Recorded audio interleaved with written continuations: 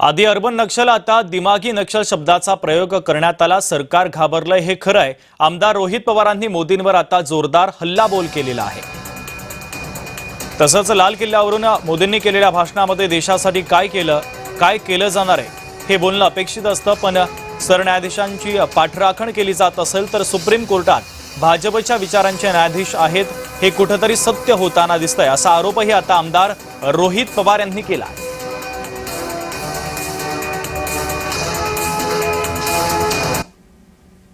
युवांनी जे मोठं आंदोलन या देशामध्ये जे उभं केलं होतं आणि त्यामुळे सरकारला नरमावं लागलं, झुकावं लागलं आणि त्यांच्या एका मंत्र्याला घरी जावं लागलं। त्यामुळे ह्या सगळ्या गोष्टी सरकारमध्ये असणाऱ्या सर्व नेत्यांना फार मनापासून लागलेल्या दिसत आहेत। आता तुम्ही दिमागी नक्सल म्हणजे जे बुद्धिवाले माणसं आहेत, जे अभ्यासू माणसं आहेत, जे अभ्यास करून या सरकारवर टीका करतात आणि आज जर आपण बघितलं ते टीका करायला धाडस दाखवतात, म्हणजे बहुतांचे सगळे युवा आहेत, जेनझी आहेत, या लोकांना तुम्ही जर नक्सल बोलणार असाल तर हे योग्य नाही।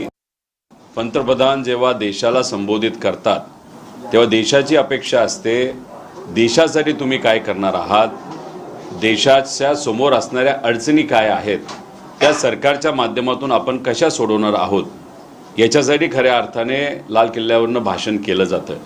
पण तिथं जर चीफ जस्टिस ऑफ इंडिया ज्यांनी चूक केली, युवांना किडे म्हणणे, त्याच्याचबरोबर जे पत्रकार आहेत, RTI ॲक्टिव्हिस्ट आहेत, त्यांच्या विरोधात त्यांनी वक्तव्य केलं, त्याचं समर्थन नाही तर पाठराखण जर पंतप्रधान साहेब करत असतील, ते सुद्धा लाल किल्ल्यावर, ते सुद्धा स्वातंत्र्य दिनानिमित्त, हे फार चुकीचं आहे। सुप्रीम कोर्टामध्ये भाजपच्या विचाराचे काही जजेस आहेत असं कुठेतरी त्या ठिकाणी सिद्ध होतं असं आपल्याला म्हणावं लागेल। हे फार भीतीदायक आहे।